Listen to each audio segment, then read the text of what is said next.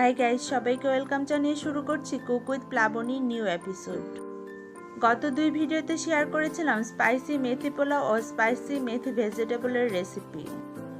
আজকের পর্বে শেয়ার করছি স্পাইসি চিকেন ও এগ রেসিপি।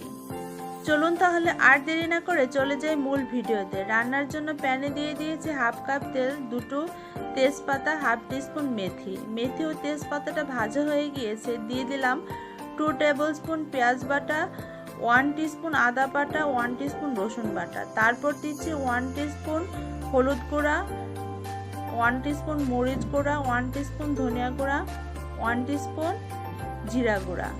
দিয়ে দিলাম পরিমাণ মতো লবণ। এবার মশলাগুলোকে কষিয়ে নেব। মশলাগুলো কষানো হয়ে গিয়েছে। এখন দিয়ে দিচ্ছি হাফ কেজি চিকেন, সাথে দিয়ে দিয়েছি দুটো আলুগুলোকে টুকরো করে কেটে নিয়েছি। নেড়েচেড়ে চিকেনটাকে মশলার সাথে কষিয়ে নিলাম। এবার ঢাকনা দিয়ে ঢেকে 2-3 মিনিট রান্না করে নেব। ফিরে এলাম 2-3 মিনিট পর, ঢাকনাটাকে উঠিয়ে নিয়েছি। চিকেন থেকে পানি বের হয়ে গিয়েছে। এখন দিয়ে দিচ্ছি 4টি সেদ্ধ করা ডিম। আর কিছুক্ষণ নেড়েচেড়ে কষিয়ে নেব। কষানো হয়ে গিয়েছে। আবারও ঢাকনা দিয়ে ঢেকে আর কিছুক্ষণ রান্না করে নিলাম। দিয়ে দিলাম 1.5 কাপের মতো পানি। এবার ঢাকনা দিয়ে ঢেকে 10 মিনিট রান্না করে নিলাম। চিকেনটাও সেদ্ধ হয়ে গিয়েছে। এখন দিয়ে দিচ্ছি হাফ টিস্পুন গরম মশলা পাউডার, 1 টিস্পুন চিনি আর 1 টুকরো লেবুর রস। আর লেবুর রসটা দিয়ে লেবুটাকে চিকেনটাতে দিয়ে দিচ্ছি। কিছুক্ষণ পর উঠিয়ে নেব।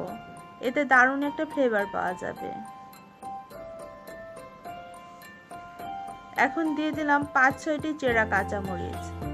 এবার ঢাকনা দিয়ে ঢেকে 5 মিনিট রান্না করে নিলাম। এবার লেবুর টুকরোটাকে উঠিয়ে নেব। আর নেড়েচেড়ে মিশিয়ে নিলেই আমার রান্না কমপ্লিট। আমি এটাকে একটা সার্ভিং ডিশে সার্ভ করে নিয়েছি। তো গাইস, তৈরি হয়ে গেল স্পাইসি মেথি চিকেন। আশা করি এই ডিফারেন্ট স্টাইলের রেসিপিটি আপনাদের সবার কাছে ভালো লেগেছে।